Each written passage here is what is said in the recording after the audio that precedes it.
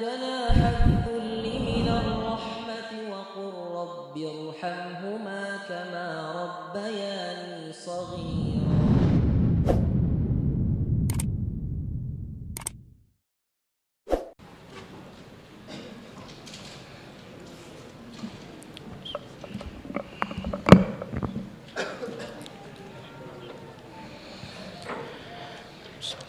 Assalamualaikum warahmatullahi wabarakatuh.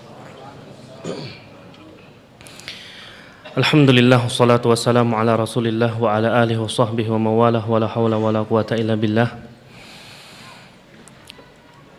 Kembali kita memuji Allah, kembali kita bersyukur kepada Allah Subhanahu wa taala yang telah memberikan limpahan nikmat dan karunia-Nya sehingga pada kesempatan malam hari ini kita bisa bersua kembali, bertemu kembali. Dan insyaallah ta'ala pada malam hari ini kita akan berusaha mengkaji sedikit tentang serba-serbi ibadah dalam pandangan penulis Intisari Mukhtasar Minhajul Qasidin. Sebelumnya perlu diketahui bahwa kitab Tahdzib Mukhtasar Minhajul Qasidin, Intisari Mukhtasar Minhajul Qasidin, ini adalah ringkasan dari kitab Mukhtasar Minhajul Qasidin yang tadinya ratusan halaman diringkas menjadi enggak sampai 200 halaman, 160-an halaman. Yang tujuan kata penulis, tujuannya supaya orang tuh bisa membaca sampai selesai. Mukhtasar Minhajul Qasidin itu ringkasan dari Minhajul Qasidin. Mukhtasar Minhajul Qasidin ditulis oleh siapa? Najmuddin Abul Abbas Ahmad ibnu Muhammad ibnu Qudamah al-Maqdisi, seorang ulama dari kalangan Hambali. Minhajul Qasidinnya sendiri ditulis oleh Al-Hafidh Ibnul Jauzi, Imam Ibnul Jauzi, Abul Faraj Ibnul Jauzi. Yang Minhajul Qasidin ini adalah ringkasan dari kitab apa? Ihya Ulumuddin, milik siapa? Imam Abu Hamid Al-Ghazali Asy-Syafi'i rahimahullahu ta'ala.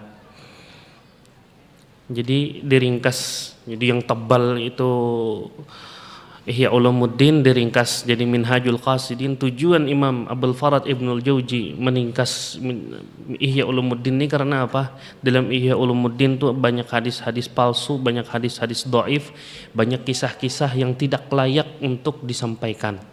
Diringkas oleh beliau menjadi Minhajul Qasidin. Ternyata dalam pandangan Ibnu Qudamah, Minhajul Qasidin ini juga masih banyak nih hadis-hadis bermasalah, ya kan? Banyak kisah-kisah yang bermasalah, banyak bahasan-bahasan yang bermasalah. Diringkas lagi jadi Mukhtasar Minhajul Qasidin.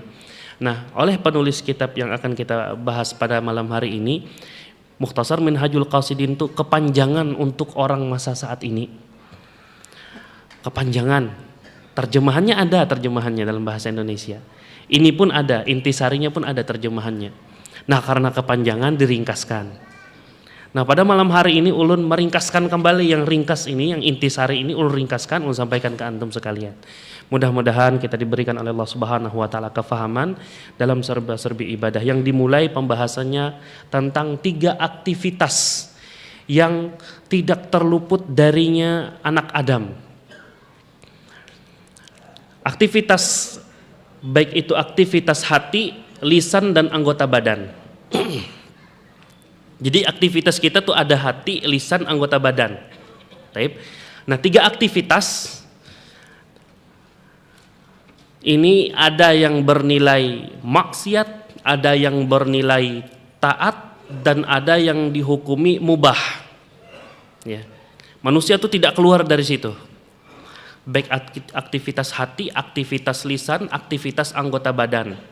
Nah, semua aktivitas tadi tidak keluar dari 3 hal, baik itu maksiat, taat, ataupun mubah.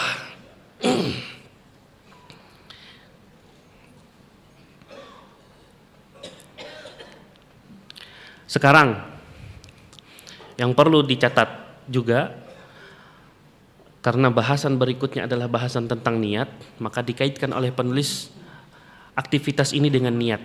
Ya. Pertanyaannya adalah, adakah perbuatan maksiat dengan suatu niat berubah menjadi taat? Ada nggak?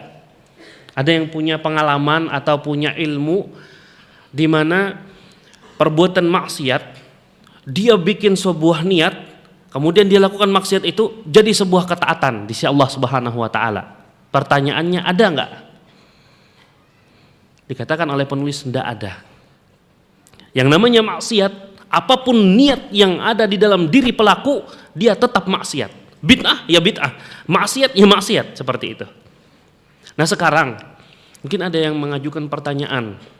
Dia mungkin pernah baca bahasan panjang tentang hukum Maulid Nabi, lalu dinukilkan oleh orang syubhat perkataan Syekhul Islam Ibnu Taimiyah, yang katanya Syekhul Islam Ibnu Taimiyah kadang orang yang melakukan perayaan Maulid Nabi itu dapat pahala. Lah, kan maksiat itu, bid'ah kan? Tapi kok bisa dapat pahala? Apa jawaban antum? Yang dinilai pahalanya adalah cintanya kepada Nabi Shallallahu Alaihi Wasallam. Adapun amaliyah secara keseluruhan perayaan Maulid Nabinya bid'ah, dosa, gitu. Cinta kepada Nabi ibadah atau bukan? Ibadah, bukan maksiat itu. Tapi susunan acaranya dari A sampai Z-nya, itu yang dinilai bid'ah. Itulah yang dosa.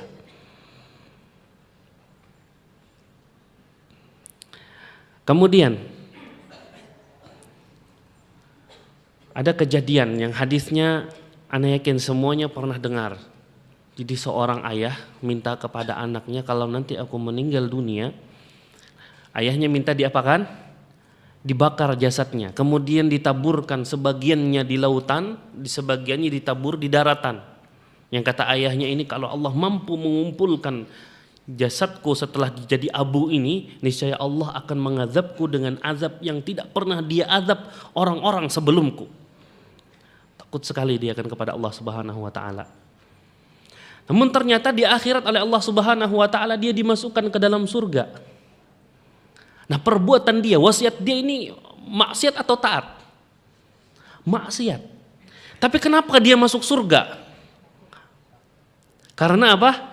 Takutnya kepada Allah Subhanahu wa taala. Jadi harus dibedakan. Ya. Kaidahnya tetap, yang namanya maksiat, niatnya bagaimanapun bagusnya niatnya, tetap maksiat dia. Bid'ah apapun yang dilakukan, saya niatnya baik, pengen dakwah. Ya. Saya ikut acara ini dari awal sampai akhir, dia ikut, dia lakukan, dia baca juga syair-syairnya, dia pengen dakwah.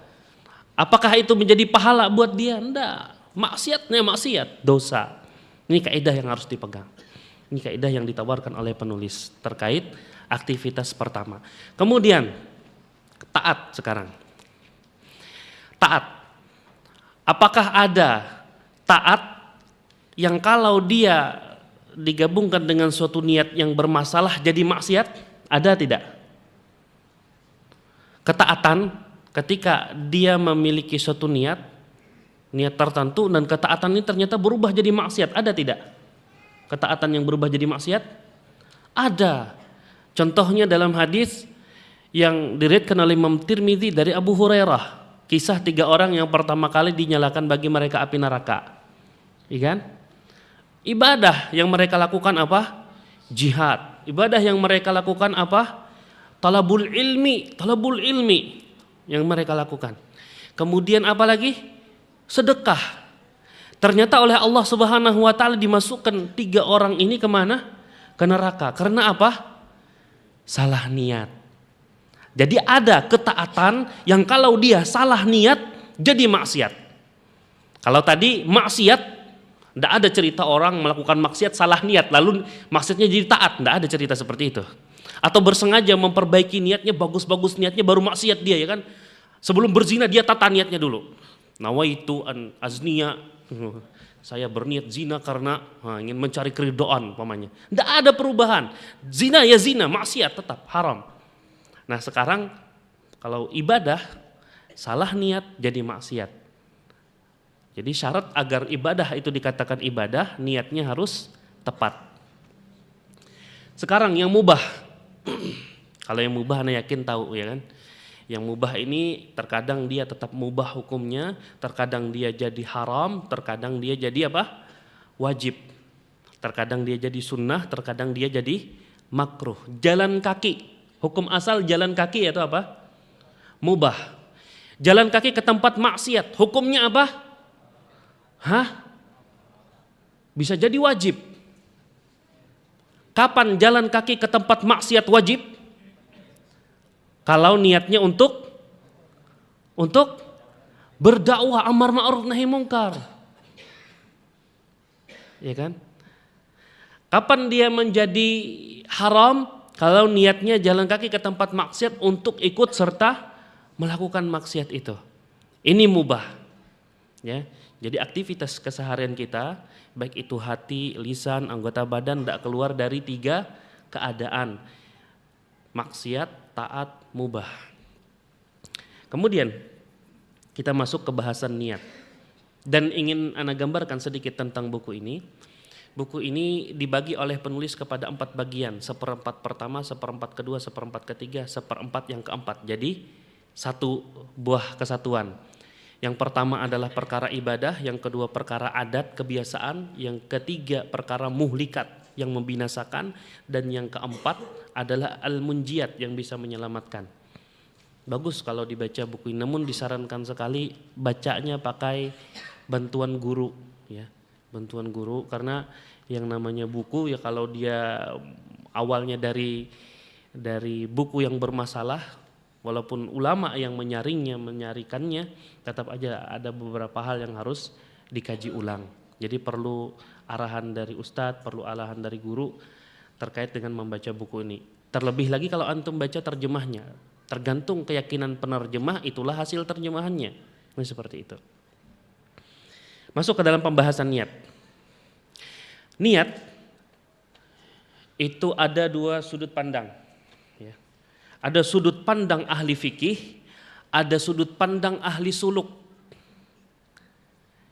Ini disampaikan oleh Syekh Muhammad bin Shalih Al-Utsaimin rahimahullahu taala. Kata Syekh Muhammad bin Shalih Al-Utsaimin, niat itu ada 2 sudut pandang. Satu sudut pandang ahli fikih, satu sudut pandang ahli suluk. Suluk itu apa maksudnya? Dibahasakan ahli suluk itu maksudnya orang yang memaksimalkan perjalanannya menuju Allah Subhanahu wa taala, perjalanan hatinya maksudnya. Kalau bahasanya Imam Ibnu Qayyim rahimahullahu taala, manusia ini kalau ingin selamat dari penjara dunia, kata Rasulullah apa? Ad-dunya sijnul mu'min. Dan kata Imam Ibnu Qayyim, penjaranya ada 2. Penjara di dunia ini ada 2. Kalau kita tidak masuk 2 penjara ini, niscaya nanti setelah kita berpisah dengan dunia, kita akan masuk ke dalam penjara yang begitu menyeramkan, kata beliau. Penjara yang pertama adalah memenjara hati, lisan, anggota badan dari segala kemaksiatan. Ini penjara yang pertama. Penjara yang kedua kata Imam Ibnu Qayyim adalah memenjara hati, lisan, anggota badan agar terus dalam ketaatan. Hamba Allah yang memasukkan dirinya dalam 2 penjara ini, niscaya nanti Allah akan selamatkan dia masuk ke tempat yang penuh dengan kenikmatan, dan kenikmatan tersebut adalah kenikmatan yang abadi. Allah gambarkan kisah Nabi Yusuf yang dia memilih penjara daripada berbuat zina. Rasulullah gambarkan keadaan seorang yang beriman di dunia. Ad-dunya sijnul mu'min wa jannatul kafir. Dunia itu adalah penjara bagi orang beriman dan surga bagi orang kafir. Nah, terkait niat ini, pembahasan suluk ya seperti itu, pembahasan tentang ibadah-ibadah hati lebih maksimalnya. Kalaupun dia nanti membahas sholat, di buku ini dibahas sholat, dibahas juga puasa, dibahas juga sebelumnya talabul ilmi. Nah, adab-adab yang diangkat bukan adab-adab lahiriah saja, tapi adab-adab yang batin. Bagaimana hati kita ketika kita bertoharah, melakukan wudhu, bagaimana hati kita ketika kita melakukan takbiratul ihram, ketika kita ruku, ketika kita sujud, dan seterusnya. Nah, seperti untuk melahirkan ibadah-ibadah hati dalam pelaksanaan ibadah-ibadah lahir tadi. Itu bahasan orang-orang ahli suluk, ya. Nah, sekarang kita lihat kata Syekh Muhammad bin Shalih Al-Utsaimin, niat dalam sudut pandang ahli fikih itu begini, kita gambarkan. Kalau ada seseorang ya, musafir misalkan. Musafir karena kecapean safar dia, akhirnya dia tertidur, tidak sempat berjamaah sholat subuh dan terbangunnya ketika adzan zuhur. Mungkin nggak? Mungkin ya kan? Karena saking capeknya dia safar, dia tertidur, nggak sempat melakukan sholat subuh berjamaah. Yang tertinggal dari dia apa? 2 rakaat qabliyah subuh, 2 rakaat sholat subuh, 2 rakaat qabliyah zuhur. Itu disunahkan atau tidak bagi seorang musafir? Salat sunnah rawatib qabliyah zuhur, ba'diyah zuhur tidak disunahkan. Boleh tidak dilakukan? Boleh. Kalau boleh tidak dilakukan boleh. Tapi disunahkan atau tidak? Tidak boleh tidak disunahkan sebagai hadis dari Abdullah ibnu Umar. 2 rakaat zuhur, kemudian karena dia musafir kan, dan 2 rakaat asar. Dalam pandangan ulama fikih, masalah niat ini nantilah yang akan membedakan mana sholat yang akan dia lakukan. Jadi seorang musafir tadi terbangun, dia mau sholat, dia butuh niat. Dia mau sholat qabliyah subuh 2 rakaat atau mau langsung sholat subuh. Atau karena dia lupa dia langsung niatnya niat zuhur. Kemudian setelahnya dia niatkan sholat 2 rakaat asar. Nah, untuk membedakan sholat apa yang akan dia lakukan, ini diperlukan niat. Nah, niat-niat yang bahasanya semacam ini adalah niat dalam sudut pandang ahli fikih. Bagaimana niat dalam sudut pandang ahli suluk? Kata Syekh Muhammad bin Shalih Utsaimin, bahasannya adalah diperuntukkan kepada siapa atau diperuntukkan untuk apa, diperuntukkan apa ibadah yang dia lakukan. Diperuntukkan kepada siapa ibadah yang dia lakukan. Ini niat dalam pandangan ahli suluk. Kalau niat dalam pandangan ahli fikih tadi untuk membedakan ibadah yang dia lakukan. Ibadahnya untuk sholat duhur, ibadahnya untuk sholat qabliyah subuh atau untuk sholat subuh. Ya kan? Atau misalnya seorang musafir tertidur di perjalanan, kemudian dia terbangun dalam keadaan sudah mimpi basah ketika tidurnya. Dia nanti niat mandinya, dia niat mandinya untuk apa? Mandi biasa untuk menyegarkan badan setelah safar atau mandi untuk mandi janabah. Nah, itu niat dalam bahasan ulama fikih. Tapi kalau niat dalam bahasan ulama ahli suluk, niatnya ini untuk siapa dia melakukan ibadah ini. Nah, itu yang disebutkan oleh Syekh Muhammad bin Shalih Al-Utsaimin.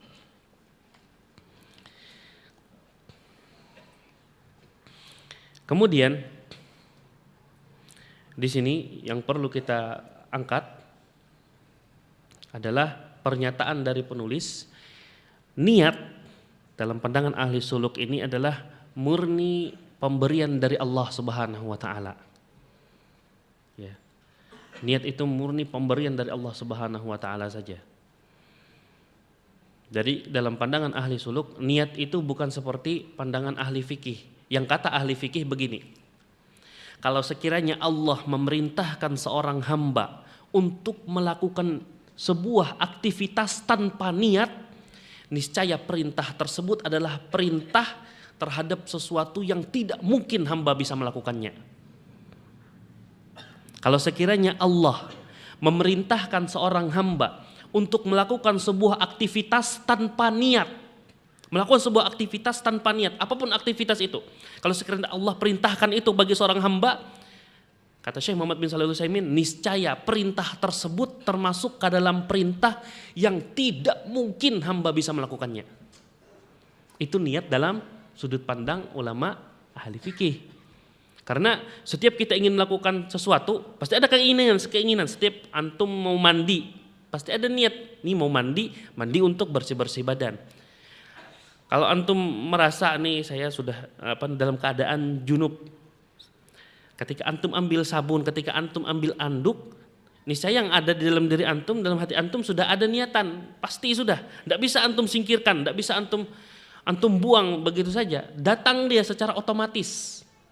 Nah, ini yang kalau Allah perintahkan seorang hamba melakukan aktivitas tanpa niat sama sekali, itu tidak mungkin dia bisa lakukan, kecuali dia menghipnotis dirinya. Setelah dia terhipnotis, dia melakukan sesuatu tanpa dia sadar. Ini niat dalam pandangan fikih dan niat dalam pandangan ahli suluk. Nah, niat dalam pandangan ahli suluk ini erat sekali kaitannya dengan ikhlas. Akhirnya nanti bahasannya kita tentang bahasan ikhlas. Namun sekarang yang perlu kita fahami, ya, kita dalam melaksanakan ibadah, kata penulis, kita dalam melaksanakan ibadah ada 3 hal yang mendominasi hati kita. Ada 3 hal yang mendominasi hati kita. Yang paling sering mendominasi hati adalah rasa takut. Kemudian kalau dia levelnya naik, keilmuannya bagus, akan meningkat. Yang mendominasi hatinya adalah rasa harap. Ada rasa takut tetap ada, tapi yang lebih dominan adalah rasa harap. Kemudian kalau dia sudah naik levelnya, hatinya tidak ada kecuali Allah Subhanahu wa taala dalam hatinya. Kalau dalam bahasa Imam Ibnu Qayyim rahimahullahu taala, lillahi wa billahi wa ala amrillah, kata Imam Ibnu Qayyim yang pernah dulu awal-awal kita sampaikan terkait dengan istiqomah. Masih ingat? Kata Imam Ibnu Qayyim, seorang itu kalau mau istiqomah, dia setiap melakukan sesuatu, dia senantiasa kalau enggak lillah, billah, ala amrillah. Kalau hendak melakukan sesuatu, dia lillah, karena Allah. Saat dia melakukan sesuatu atau dia berhasil melakukan sesuatu, dia akan menekankan pada dirinya, ini billah, karena pertolongan Allah. Saya mampu melakukannya, saya mampu menyelesaikannya karena pertolongan Allah. Ketika ada bahasa yang tidak enak, ada ujian dari seseorang, ada cercaan, cacian, makian ke dia akan terus lanjut maju ke depan dengan mengatakan ala amrillah. Ini perintah Allah sudah. Tak peduli orang mau apa, orang ngomong apa, terserah. Nah, hatinya hanya terisi Allah Subhanahu wa taala saja, karena Allah, atas pertolongan Allah, dan ini perintah Allah. Muatan hatinya seperti itu, terus berputar seperti itu di hatinya, dia masuk ke level yang ketiga, yang tertinggi, yang mendominasi hatinya dalam setiap ibadah yang dia lakukan adalah apa? Rasa cinta dan pengagungan kepada Allah Subhanahu wa taala. Sekarang kita nilai diri kita. Kalau sekiranya sholat yang kita lakukan selama ini, hanya sebatas untuk menggugurkan kewajiban, hanya sebatas untuk menggugurkan kewajiban saja, maka masuk yang mana kita? Dominannya di dalam hati kita rasa apa itu? Rasa takut. Kalau Allah takdirkan kita setelah tahu sebuah hadis yang diriwayatkan,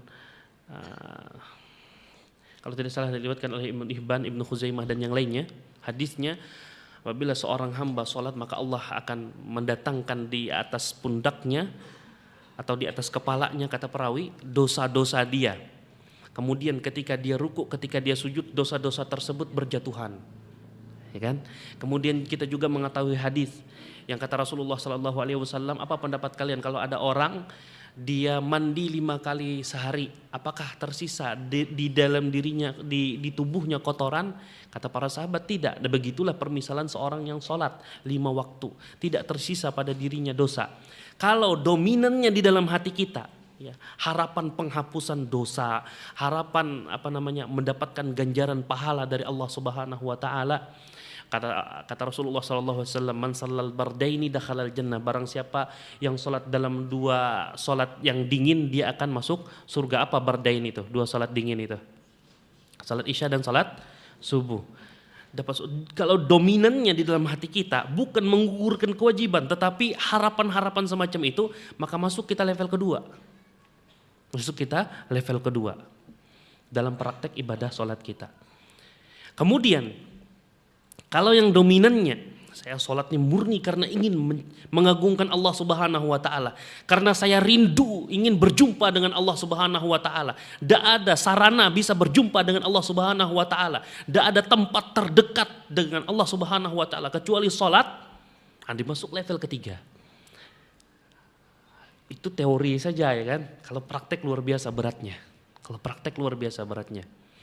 Makanya kata Imam Sufyan Ats-Tsauri, ma'alatu syai'an asyaddu alayya min niyati. Tidak ada sesuatu yang paling berat, yang paling harus yang aku obati dalam diriku kecuali niatku. Berat. Imam Sufyan Ats-Tsauri, ulama yang masya Allah luar biasa. Tidak ada ulama yang semisal beliau pada zaman ini. Setelah beliau tidak ada juga yang semisal beliau tingginya.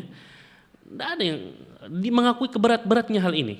Nah, kita ya masih banyak yang harus kita pelajari, masih banyak yang harus kita tingkatkan dalam diri kita, dalam pelaksanaan ibadah kita. Ini 3 hal tentang niat. Kemudian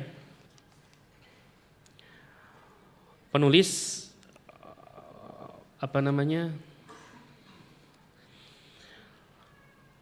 memberikan sebuah gambaran kepada kita, mana yang lebih utama kata penulis kalau ada di dalam diri kita. Ini terkait dengan apa? Melatih keinginan untuk senantiasa berkeinginan yang baik. Jadi ada bahasan di buku ini terkait bagaimana cara melatih diri supaya keinginan kita itu keinginannya keinginan yang baik-baik saja. Karena dengan begitulah kita bisa naik level, ya kan? Kalau terus bertarung antara baik dan buruk, baik dan buruk, baik dan buruk, terus bertarungan seperti itu, di situ-situ saja kita. Tidak ada peningkatan. Ya kan? Musuh kita baik buruk memang seperti itu keadaannya seorang hamba. Tetapi harus ada peningkatan. Musuhnya juga harus yang lebih tinggi lagi tentunya nanti ketika dia melakukan peningkatan-peningkatan pada dirinya. Nah, di sini ditawarkan oleh penulis bagaimana cara melatih keinginan dalam diri kita agar keinginannya terus keinginan yang baik saja. Ada 2 cara. Cara yang pertama yaitu setiap ada sedikit kecondongan ingin melakukan kebaikan, langsung dilakukan. Itu cara melatihnya. Ada keinginan untuk bersedekah, ada keinginan sedikit saja keinginan untuk bersedekah, dan itu jelas kebaikan, langsung dilakukan. Keluar ambil dompet, ambil duit sedikit, duit diambil, beri. Ya kan? Dan yang namanya bersedekah ini bukan hanya untuk orang yang berlebih harta. Kalau dalam bahasa Rasulullah Sallallahu Alaihi Wasallam, ittaqun nara walau bisyaqqi tamrah. Berlindunglah kepada Allah Subhanahu Wa Taala dari api neraka walaupun dengan apa? Setengah biji kurma. Ya, walaupun dengan setengah biji kurma. Kalau ada sedikit keinginan kebaikan, misalkan keinginan kebaikannya pengen senyum kepada seseorang, keluar rumah senyum. Ada seperti itu? Enggak, biasanya yang wajar-wajar saja keinginan-keinginan itu, ya kan? Ada sedikit keinginan menyambung silaturahim yang selama ini terputus, langsung ambil HP, telepon. Habis pulsa, keluar beli pulsa dulu. Perjalanan beli pulsa dapat pahala di sisi Allah Subhanahu Wa Taala. Lil wasail ahkamul maqasid, sudah kita bahas di awal, ya kan? Perbuatan yang mubah kalau untuk ketaatan dapat pahala, prosesnya panjang, prosesnya ya udah dinikmati aja proses yang panjang itu, pahala menunggu kita, balasan dari Allah Subhanahu Wa Taala menunggu kita. Kalau dalam proses yang semacam ini dia menunggu pahala, yang mendominasi hatinya dalam ketaatan itu apa? Harapan. Masih belum masuk level yang ketiga, ya kan? Masih belum masuk level di mana dia melakukan itu karena dia cinta sama Allah Subhanahu Wa Taala, karena dia benar-benar mengagungkan Allah Subhanahu Wa Taala. Ini cara yang pertama, yaitu setiap ada sedikit keinginan untuk melakukan kebaikan, langsung dia lakukan. Kemudian cara yang kedua, setiap ada keinginan untuk melakukan keburukan, langsung dia tepis, dia lakukan kebaikan. Setiap ada keinginan untuk melakukan keburukan, langsung dia tepis, dia lakukan kebaikan. Ini masuk ke dalam firman Allah Subhanahu Wa Taala. 2 hal ini masuk ke dalam firman Allah, la in syakartum la azidannakum wa la in kafartum inna adzabi lasyadid. Dan perlu dicatat, syukur itu berbeda dengan memuji. Bersyukur itu berbeda dengan memuji. Setiap orang yang memuji dia dikatakan bersyukur. Tapi tidak semua orang yang bersyukur dikatakan dia memuji. Kenapa?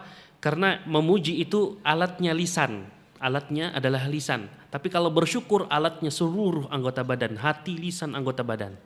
Itu kalau bersyukur. Bedanya. Ada bersyukur, ada memuji. Setiap orang yang memuji dia termasuk kategori bersyukur atau tidak? Masuk. Pada bagian dia bersyukur dengan mempergunakan lisannya. Tapi kalau seutuhnya tidak, orang dikatakan bersyukur kalau dia mempergunakan hati, lisan, dan anggota badannya, dia manfaatkan pemberian itu untuk ibadah, untuk ketaatan. Baru dikatakan orang itu bersyukur. diberi, bilang terima kasih, itu sebatas memuji. Bersyukurnya baru sebagian. Kalau bisa dibagi 3 ya baru sepertiganya dia bersyukur, tidak seutuhnya. Yang diinginkan oleh syariat, la in syakartum, syukur sepenuhnya. Dan ini kalau bahasan syukur itu bahasan di munjiyat. Munjiyat bahasan terakhir dalam buku ini. Kita lanjutkan. Jadi ada 2 cara ya. Cara untuk apa tadi? Untuk melatih keinginan agar senantiasa memiliki keinginan baik. Yang pertama, kalau ada keinginan baik langsung dilakukan, sedikit dikasih Allah langsung dilakukan. Kemudian kalau ada keinginan buruk langsung ditepis, ganti dengan kebaikan. Nanti insya Allah kita akan terlatih dalam keinginan-keinginan kita sehingga setiap keinginan kita hanya keinginan yang baik. Kemudian kalau sekiranya begini keadaannya, ada keinginan hati untuk beristirahat, untuk cari makan, makanan yang agak enak hari ini, pengennya seperti itu ya kan. Dan saat itu tidak ada keinginan untuk hadir di majelis ta'lim. Dan kesehariannya orang ini memang hadir terus di majelis ta'lim, tapi tiba-tiba kala itu, malam itu, dia pengen ngajak keluarganya makan-makan, cari makannya agak sedikit enak gitu. Sekarang ada perbuatan mubah, makan-makan mubah kan? Ngajak keluarga makan enak mubah kan? Taib. Ada, dan di sisi lain tidak ada keinginan dia untuk hadir di majelis ta'lim. Dia tahu ada majelis ta'lim pada malam itu. Nah sekarang apa yang lebih utama untuk dia lakukan? Orang semacam ini, antum mungkin akan mendapati hal keadaan seperti itu. Mungkin antum pengen tidur, ya bukan makan-makan, pengen tidur saja. Antum tahu ada majelis ta'lim malam itu, tapi antum memilih pengen tidur lah. Nah kalau keadaannya seperti ini, mana yang lebih afdal? Tidur atau membangkitkan semangat untuk hadir di majelis ilmu? Tahu ada majelis ilmu, tapi nggak ada keinginan, nggak ada keinginan. Tahu ada majelis ilmu, tapi nggak ada keinginan. Yang ada adalah keinginan untuk tidur, istirahat. Mana yang lebih afdal? Penulis mengatakan yang lebih afdal adalah niat yang pengen tidur tadi dilanjurkan, dituruti. Dengan catatan kita arahkan niatnya, insya Allah dengan tidur ini besok saya sehat. Kalau ada majelis taklim berikutnya saya lebih fresh, lebih segar lagi. Ini yang dianjurkan oleh penulis. Landasannya apa? Landasannya apa yang disampaikan oleh para ulama salaf. Di antaranya apa yang dikatakan oleh Ali bin Abi Thalib radhiyallahu taala anhu. Kata Ali bin Abi Thalib, "Rawihul qulub." Hibur hati kalian. Rawihu al-qulub, hiburlah hati. Watlubu laha turafal hikmah. Kalau Ali bin Abi Thalib untuk menghibur hatinya, utlubu laha turafal hikmah. Cari anekdot yang anekdot tapi sebenarnya ya, kejadian sebenarnya, namun ada hikmah di situ. Kisah-kisah lucu namun kejadian-kejadian yang sebenarnya. Kalau Sufyan Ats-Tsauri, kata Sufyan Ats-Tsauri rahimahullahu taala, kata beliau sesungguhnya ya, beliau mengatakan innad dabata lam yuhsin idza lam yuhsan ilaihal alaf lam ta'mal. Sesungguhnya hewan, sebagian hewan itu kalau tidak dikasih makanan yang enak, makanan yang lezat, sebagian hewan itu mereka tidak akan bekerja maksimal. Bahasanya seperti itu. Jadi sesekali boleh kita melakukan hal yang demikian, tetapi diarahkan niatnya. Nah kalau sesekali maka yang afdalnya seperti itu tadi, ambil istirahat. Tapi kalau sudah keseringan, tentunya yang lebih afdal adalah membangkitkan semangat, membangkitkan gairah untuk berhadir di majelis ilmu. Karena itu kebutuhan kita. Ya kebutuhan kita. Sudah adzan. Masih kita lanjutkan. Sudah ya? Tafadhal, silakan adzan terus.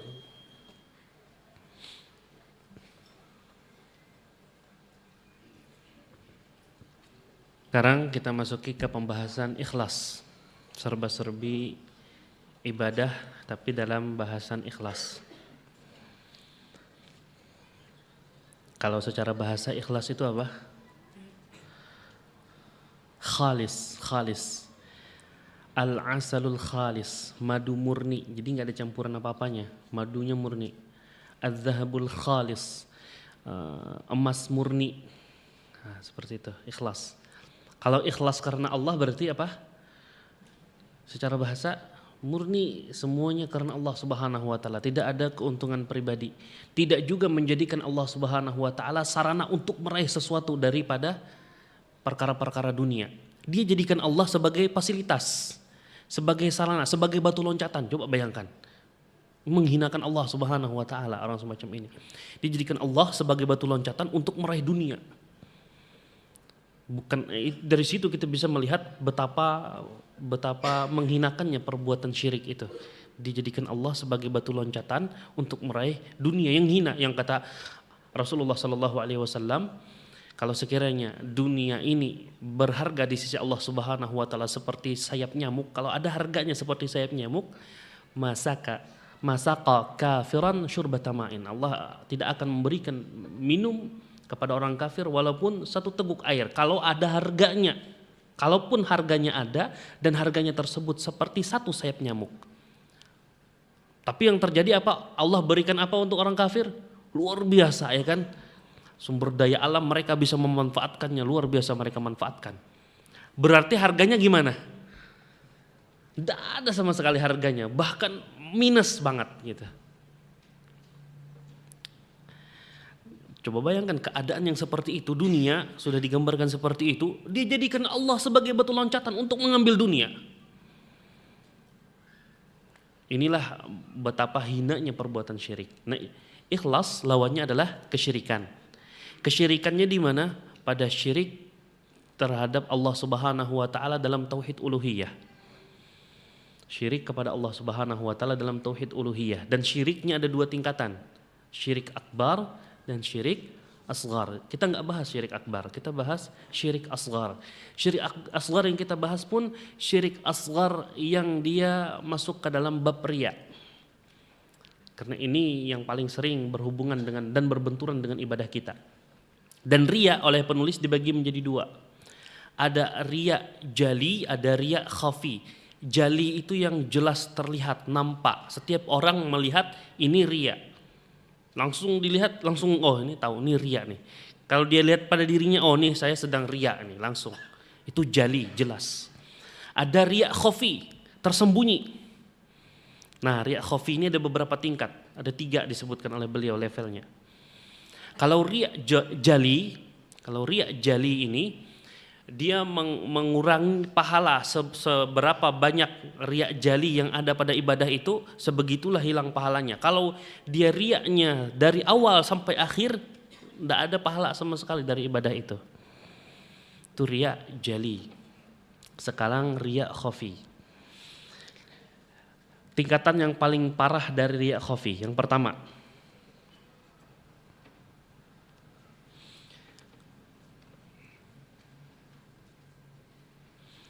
kalau perhatian orang menjadi penyemangat dia dalam beribadah.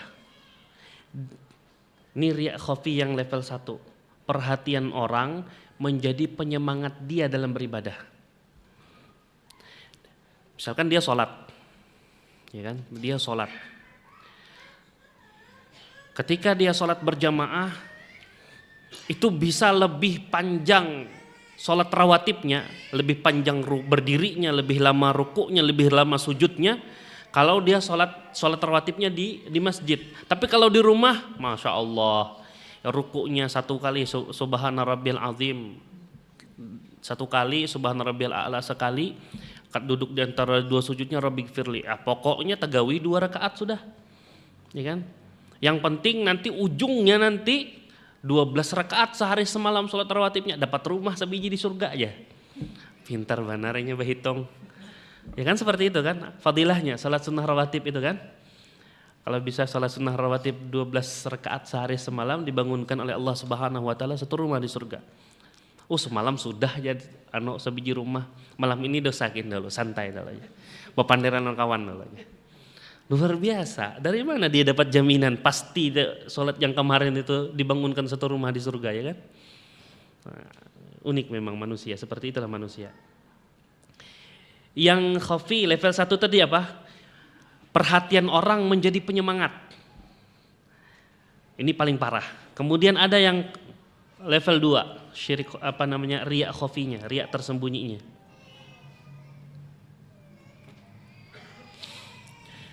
Jadi orang itu ada atau tidak ada, kuantitas dan kualitas ibadahnya tetap seperti itu. Oke?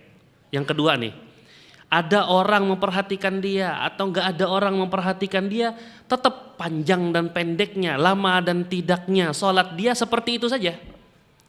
Cuman ada satu yang mengena pada dia. Dia senang kalau ada orang. Senang aja. Tapi memang dasar bila sholat sunnah rawatibnya kadang membaca surah setelah Al-Fatihah. Ada orang, kadang ada orang dasar kadang membaca surah setelah Al-Fatihah. Pokoknya setelah amin langsung ruku, sujud secepatnya dia. Di masjid cepat, di rumah cepat. Jadi nggak ada pengaruhnya perhatian orang. Ya kan? Cuman satu, kalau di masjid ada rasa senangnya sedikit. Nah itu riya khafi, masuk ke dalam riya khafi. Tapi ya yang pertama tadi lebih parah, ini kurang sedikit. Ada yang terkurang lagi, yang level ketiga. Dari sisi kualitas kuantitas tidak berubah, ada orang nggak ada orang, satu. Kemudian juga orang memperhatikan dia, nggak memperhatikan dia, tidak ada kebahagiaan pada hatinya. Cuman dia berharap dengan semua ibadah yang dia lakukan baik tersembunyi maupun yang terang-terangan, orang tuh mau menghargai dia, menghormati dia. Bila ada orang kadang menghargai dia, wah kamu kada tahu, sebujurnya aku nih sholat malam. Aku nih wali Allah, diberikan oleh Allah Subhanahu wa taala kemampuan sholat malam. Mau dihitung, kada terhitung. Nah itu kan. Ada seperti itu perasaan di hatinya. Dia ingin dari sholatnya itu ada penghargaan. Dia sebagai hamba yang diberikan oleh Allah Subhanahu wa taala kemuliaan, kelebihan bisa sholat malam, ya kan? Ada keinginan seperti itu dari hatinya, atau sifat senioritas. Dia berjasa, merasa berjasa. Ini masuk ke dalam riya khafi yang level ini, tapi tidak separah riya jali dan tidak separah riya khafi level 1. Duduk di kajian, yang junior disalami. Giliran sidin yang senior di kajian lewat, hendak yang menyelami ini hendak cepat-cepat bisa sholat tahiyatul masjid. Ini, kada tahu kah aku ini paling lawas 4 kajian di sini. Itu junior itu yang disalami tadi. Nah, kebanyakan kayak gitu. Ketika dalam perkumpulan salaman, ya kan? Seperti itu biasanya ada perasaan semacam itu kan? Ah itu riya khafi maksudnya. Masuk riya khafi. Riya yang tersembunyi. Kemudian bagaimana cara supaya selamat dari riya dan bisa ikhlas? Cara supaya selamat dari riya dan supaya bisa ikhlas. Ditawarkan oleh penulis 3 cara. Cara yang pertama adalah serius dalam menyembunyikan amal ibadah. Serius, benar-benar serius disembunyikan amal ibadahnya. Dan ini yang dipraktikkan oleh Abu Bakar As-Siddiq radhiyallahu taala anhu. Tidak diketahui siapa penyumbang, tidak diketahui siapa yang menyantuni kecuali setelah beliau wafat. Para janda, anak-anak yatim itu baru sadar bahwa selama ini yang mengasihi mereka diam-diam makanan itu adalah Abu Bakar As-Siddiq setelah dia wafat. Buktinya apa? Ketika beliau wafat, tidak ada lagi santunan datang, tidak ada lagi bantuan datang, tidak ada lagi pemberian datang. Oleh karena itulah Umar bin Khattab radhiyallahu taala anhu mengatakan apa? Ini Abu Bakar As-Siddiq meninggalkan sesuatu yang tidak bisa tergantikan. Yang bisa melakukannya hanya dia karena tersembunyi. Nah itulah apa? Salaf. Kalau antum benar-benar ingin menisbatkan diri kepada salafi, tiru salaf. Lakukan hal-hal yang seperti itu. Lakukan ibadah-ibadah yang tersembunyi, yang wah luar biasa, lebih daripada ibadah yang nampak dilihat orang. Ya, lebih daripada ibadah yang nampak dilihat orang. Ini cara pertama. Cara pertamanya apa? Dengan serius menyembunyikan ibadah kita. Yang kedua, caranya supaya bisa ikhlas, supaya selamat dari riya, tanamkan pada diri bahwasanya makhluk tidak bisa memberi manfaat, tidak juga bisa memberi mudarat. Tanamkan. Yakinkan, diulang-ulang. Ini makhluk tidak bisa memberikan manfaat, tidak bisa memberikan mudarat. Calon mintuha, ya kan, di samping para jomblo nih kan. Banyak yang dia incar sebagai calon mertuanya di masjid, ya kan. Gak bisa memberi manfaat, gak bisa memberi mudarat. Jodoh di tangan Allah, di hati kan gitu. Salat, Allahu Akbar. Bisa selamat. Salah satu caranya. Secara teori ya seperti itu. Tapi secara praktek masing-masing akan punya pengalaman sendiri-sendiri. Ya. Cara yang kedua. Cara yang ketiga adalah dengan berdoa dan berzikir. Banyak berdoa, banyak berzikir. Apa saja doanya? Apa saja doanya? Zikirnya apa saja? Zikir pagi petang, seriuskan zikir pagi petangnya. Doa segala, dalam setiap kesempatan kan ada doa masing-masing, ya kan? Doa masuk masjid, doa keluar masjid, semuanya doa itu diamalkan. Semuanya diamalkan. Ini terkait dengan ikhlas. Selesai. Ikhlas. Sekarang jujur. Kita lanjut atau stop? Terserah antum. Tergantung antum. Lu semangat, lanjut. Kalau kada ya tutup, sudah nggak ada kali. Lanjut, insyaallah. Sabarlah. Biasanya yang menyampaikan tuh olehnya bepander kan. Jadi kada terasa, yang mendengar ini munyak. Biasanya kayak itu. Makanya ana minta antum sabar. Apalagi yang namanya setan ya kan selalu membisiki, ya kan. Selalu aja ada ininya. Godaan-godaan semacam itu. Jujur sekarang. Pertama, kalau masalah jujur ini ana yakin antum tahu dalil-dalilnya, antum tahu hadis-hadisnya. Kita sebut satu hadis saja karena antum sudah pada tahu. Hadis dari Abdullah bin Mas'ud. Ya, hadis Abdullah bin Mas'ud yang diriwayatkan oleh Imam Bukhari dan Muslim. Kata Rasulullah sallallahu alaihi wasallam, "Inna sidqa birrun." Sesungguhnya kejujuran itu adalah hakikat dari kebaikan. Wa innal birra yahdi ilal jannah. Dan sesungguhnya kebaikan itu menghantarkan pelakunya kemana? Ke surga Allah Subhanahu wa taala. Itu fadilah jujur. Sekarang jujur yang memiliki fadilah semacam ini itu jujur yang bagaimana? Kalau bahasa kita jujur itu adalah orang berbicara sesuai dengan kebenaran yang dia yakini. Itu jujur kan dia? Dia berbicara, pembicaraannya sesuai dengan fakta. Dan fakta itulah benar. Dia sampaikan, itu jujur namanya. Tapi bukan itu jujur yang dimaksud kata penulis. Ya. Jujur yang dimaksud ada 5 maknanya.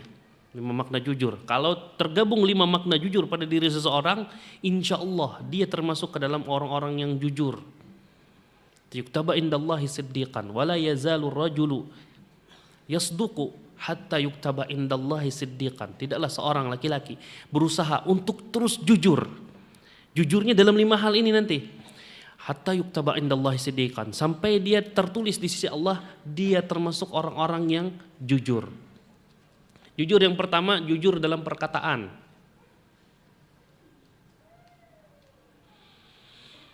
Jujur yang kedua, jujur dalam niat. Jujur yang ketiga, jujur dalam tekad. Jujur yang keempat, jujur dalam ibadah-ibadah lahiriah. Jujur yang kelima, jujur dalam ibadah-ibadah hati. Dalam perkataan, dalam niat, dalam tekad, dalam ibadah-ibadah lahiriah, dalam ibadah-ibadah hati. 5. Sekarang penjelasannya. Jujur dalam perkataan. Jujur dalam perkataan ini bukan yang seperti kita tadi sebutkan kata jujur tadi, bukan. Jujur dalam perkataan, misal dalam ibadah, misal dalam berdoa. Misal dalam ibadah nih ya. Dalam beribadah dia mengatakan, dicontohkan oleh penulis ini, inni wajjahtu, istiftah, doa istiftah dia ya kan, dia baca doa istiftah setelah takbiratul ihram, dia baca doa istiftah, inni wajjahtu wajhiya lilladzi fataras samawati wal ard. Sesungguhnya aku bertawajjuh, menghadapkan seluruh jiwa ragaku kepada pencipta langit dan bumi. Lafaz di lisannya itu, tetapi pikirannya, hatinya kemana? ke selain Allah Subhanahu wa taala, dia tidak jujur dalam perkataan. Ini contohnya ya, jujur dalam perkataan. Yang kedua, jujur dalam niat. Ini dicontohkan oleh para ulama, hadis yang kita sebutkan tadi, hadis yang diriwayatkan oleh Imam Bukhari dalam Jami' at-Tirmidzi, diriwayatkan oleh Imam Tirmidzi dari Abu Hurairah. Dari Abu Hurairah radhiyallahu anhu, 3 orang tadi ya kan. Yang pertama alim, yang kedua mujahid, dan yang ketiga siapa? Orang dermawan. Yang di dunia mereka diakui sebagai alim, diakui sebagai mujahid, diakui sebagai orang dermawan. Sudah melakukan aktivitas ibadah, sudah. Tetapi niatnya bukan karena Allah Subhanahu wa taala. Akhirnya didustakan oleh Allah di akhirat. Tidak, dusta kamu, bukan karena aku engkau melakukan itu. Kamu melakukan supaya dikatakan alim, kamu melakukan supaya dikatakan mujahid, kamu melakukan ibadah ini supaya dikatakan dermawan. Masuk neraka semuanya. Ini jujur dalam niat itu kalau memang menuntut ilmu karena Allah, tuntut ilmu itu karena Allah, bukan karena ingin bisa debat, bukan karena ingin kalau bepander kada ketinggalan info, kada ketinggalan pemandaran orang. Istilah-istilah dihafalkan di rumah, istilah-istilah dalam akidah, istilah-istilah dalam fikih, perawi-perawi hadis yang dihafalkan semuanya. Tujuannya apa? Bila bepander kada kalah jualan orang. Dianggap sebagai senior juga dalam majelis taklim, ya kan? Buku hafal, judul bukunya, pengarangnya, penerbitnya hafal. Penerbitnya ini tak kurang, ini tak bagus. Di dalam hatinya, tahu kalau aku ini senior. Gitu. Ini tidak jujur dalam niatnya. Niat dia dalam membaca, mengkaji seperti itu. Padahal itu tingkatannya nanti kalau dalam masalah niat semacam itu untuk membantu orang. Dia hafalkan hadis, dia jadikan itu sebagai penguat ketika dia ngobrol supaya orang tuh lebih mudah menerima kebenaran. Itu niatnya nanti untuk ta'awun. Niatnya untuk ta'awun. Kemudian jujur dalam tekad. Jujur dalam tekad ini dicontohkan dengan hadis diriwayatkan oleh Imam Muslim dari Sahal bin Hanif. Hadis yang ana yakin antum juga sering mendengarnya. Man sa'alallaha syahadata bisidqin balaghahullahu manazila syuhada wa in mata ala firasyih. Barang siapa yang meminta agar dimatikan dalam keadaan mati syahid dengan jujur, maka Allah akan menjadikan dia mati syahid. Mati syahid walau dianggap sebagai orang yang mati syahid walaupun dia mati di atas kasurnya, tidak pernah ikut perang. Tapi dia minta kepada Allah dengan jujur, dia minta. Ini tekad. Dia bertekad, dia belajar terus di majelis ilmu ya kan, dia belajar terus. Nah, dia punya tekad, kalau saya sudah nanti punya kemampuan seperti sang ustadz, saya akan berdakwah juga seperti ustadz itu. Ternyata dia meninggal dunia dalam keadaan belum sampai level ustadz. Tapi nanti manzilahnya, nanti kedudukannya sama seperti ustadz itu. Karena tekadnya yang jujur. Ada tekad yang tidak jujur, contohnya At-Taubah ayat 75. Ini tekad yang tidak jujur, dibahasakan oleh Allah Subhanahu wa taala tentang orang munafik. Kata Allah Subhanahu wa taala, "Wa minhum man ahadallah." Di antara orang munafik itu ada yang berjanji sama Allah. "La in atana min fadlihi," kalau sekiranya Allah memberikan kami karunia-Nya, "lanasaddaqanna wa lanakunanna minas salihin." Kami akan bersedekah dan kami akan menjadi orang saleh. Tapi orang munafik Allah tahu sifatnya. Dikasih karunia, tidak bersedekah, tidak juga jadi orang saleh. Ini tidak jujur dalam tekad, contohnya. Sudah ya, jujur dalam perkataan, jujur dalam niat, jujur dalam tekad, kemudian jujur dalam ibadah-ibadah lahiriah. Jujur dalam ibadah lahiriah ini dicontohkan oleh para ulama, masalah khusyuk misalkan. Fisik orang-orang kalau khusyuk salatnya fisiknya tenang, ya kan? Bahkan kadang gemetar karena dia merenungi setiap bacaan salat yang dia baca, ya, bahkan gemetar dia kan. Nah, ini dikatakan jujur dalam amalan lahiriah kalau lahiriahnya khusyuk, hatinya juga khusyuk. Fisiknya gemetar tapi hatinya tidak gemetar, supaya dilihat gemetar saja.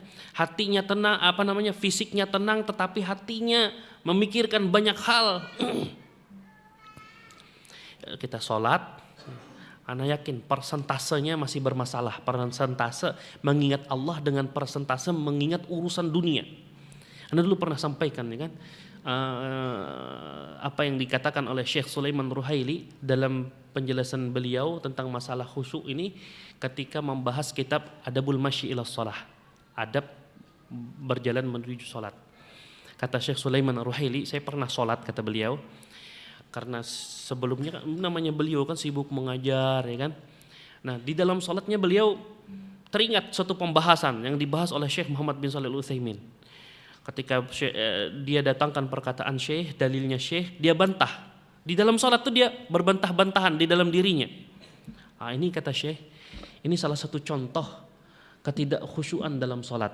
Tidak mengingat Allah dalam salat. Masuk dalam kategori itu. Padahal yang diingat adalah pembahasan agama.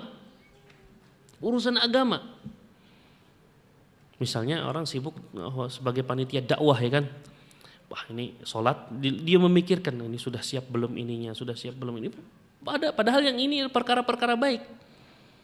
Tapi dia tidak termasuk bagian dari khusyuk dalam sholat. Kalau sholat menghadap Allah, ya menghadap Allah, benar-benar menghadap Allah, bermunajat kepada Allah Subhanahu wa taala sesuai dengan apa yang sedang kita baca. Kalau kita baca ihdinas siratal mustaqim misalkan, kita minta petunjuk dari Allah Subhanahu wa taala jalan yang lurus, petunjuk dari sisi penjelasan dan petunjuk dari sisi diberikan kekuatan. Kan hidayah ada dua ya kan? Hidayatul irsyad dan hidayatul taufik. Hidayatul irsyad ini penjelasan, kita faham ini jalan yang lurus. Kemudian hidayatul taufik, kita memiliki kekuatan untuk menjalani, menapaki jalan yang lurus itu. Nah ketika kita berdoa, ihdinas siratal mustaqim, dua hidayah ini kita minta dari Allah Subhanahu wa taala. Jadi fokusnya minta itu, ihdinas siratal mustaqim, tidak memikirkan yang lain. Fokus minta. Banyak lagi ya Allah nih, jalan-jalan yang harus kutempuh. Khususnya sholatku juga, begitu kita katakan kepada Allah Subhanahu wa taala. Kalau memang Allah takdirkan sholat kita selama ini masih fokusnya urusan-urusan dunia masih banyak di pikiran kita dalam sholat. Ruku, sujud masih mikirin perkara-perkara dunia. Padahal di dalam rukunya Subhana rabbiyal azim. Dia mikirin hal-hal lain.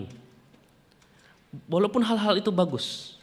Harusnya dia dalam ruku mengagungkan Allah Subhanahu wa taala. Harusnya dalam sujud dia meninggikan Allah Subhanahu wa taala. Dan ini nanti masuk bahasanya dalam bahasan ini juga masih dalam bab ini, tapi nanti setelah talabul ilmi diangkat oleh Syekh. Ini kita teringat perkataan Mutarrif bin Syikhir. Penulis juga membawakan Mutarrif bin Syikhir ini seorang ulama dari kalangan tabi'in. Mutarrif bin Syikhir ini mengatakan, "Lau idza stawat alaniyatul abdi sariratuhu, idza stawat alaniyatul abdi wa sariratuhu, jika sama sesuatu yang batin dari seorang hamba dengan lahiriahnya, laqala Allahu azza wa jalla, niscaya Allah azza wa jalla akan mengatakan, hadza abdi haqqa, inilah hambaku yang sebenarnya. Jadi dalam keseharian kita, apapun yang kita lakukan, ibadah yang kita lakukan, kalau memang kita pengen senyum kepada seseorang, senyum dari hati. Kalau ingin berujar, menegur, menyapa seseorang, sapaan, teguran kita dari hati, seperti itu. Agar selaras yang dalam hati dengan apa yang dalam lahir. Itu jujur dalam ibadah-ibadah lahiriah. Sekarang yang terakhir, jujur dalam ibadah-ibadah hati. Jujur dalam ibadah-ibadah hati, ini bisa dilihat dari tanda-tandanya. Contohnya, jujur dalam cinta kepada Allah Subhanahu wa taala. Ini harus dibuktikan melalui Al-Qur'an surah Al-Imran ayat 31. Ayatul imtihan kata para ulama. Antum juga sudah tahu semuanya kan? Qul in kuntum tuhibbunallaha fattabi'uni yuhibbukumullahu wa yaghfir lakum dzunubakum. Katakanlah wahai Muhammad kepada umatmu, kalau memang benar mereka cinta kepada Allah. Kita kan ibadah nih, ibadah hati kita adalah cinta kepada Allah Subhanahu wa taala. Semakin seorang hamba cinta kepada Allah Subhanahu wa taala, semakin kuat itibanya kepada Rasulullah sallallahu alaihi wasallam. Ini tanda dia benar cinta kepada Rasulullah sallallahu alaihi wasallam. Dan orang beriman kata Rasulullah, kata Allah Subhanahu wa taala dalam Quran surah Al-Baqarah 165, walladzina amanu asyaddu hubban lillah. Orang yang beriman itu sangat besar cintanya kepada Allah Subhanahu wa taala. Berarti itibanya juga maksimal kepada Rasulullah sallallahu alaihi wasallam. Akhirnya dia cinta mengkaji sunnah-sunnah Rasulullah sallallahu alaihi wasallam. Begitu orang dalam membuktikan jujur dalam ibadah hatinya. Juga perkataan Amir ibn Abdi Qais.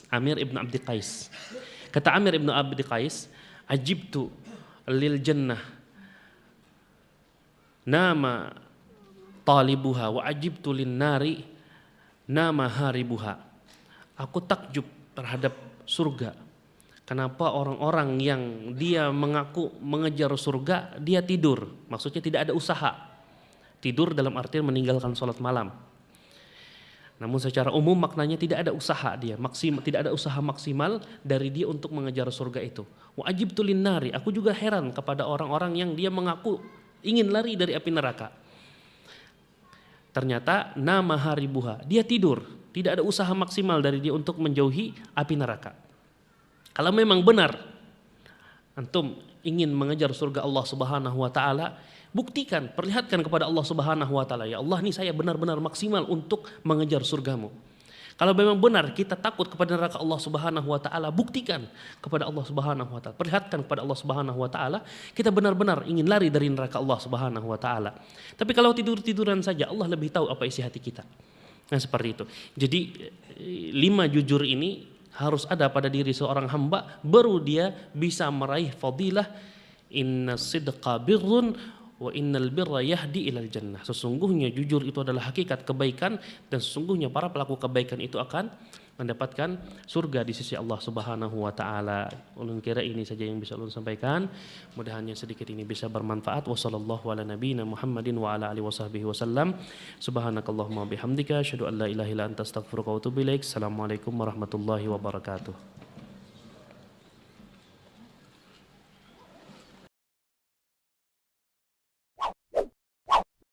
Yuk ikut dukung dan berpartisipasi perjuangan dakwahsunnah.com dengan cara berikut.